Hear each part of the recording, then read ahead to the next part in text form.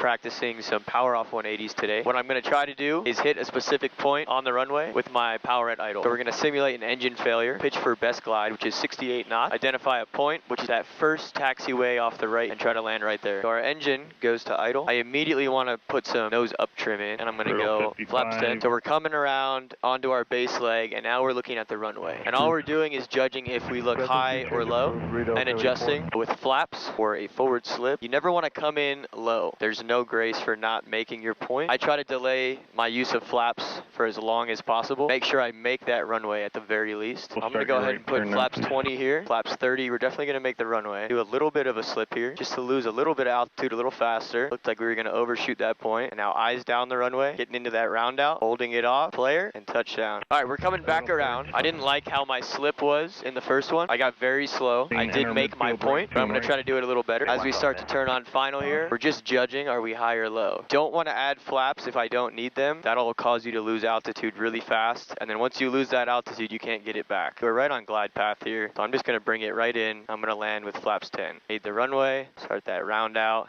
manage that flare, and touchdown. So just a little bit of a long float there. And that's because I was coming in at a little bit of a faster airspeed, about 68 to 70 knots, rather than that normal 65 knots on a normal landing. Just got to keep that in mind for next time so I don't land long. One more power off 180 here. It's going to be beautiful.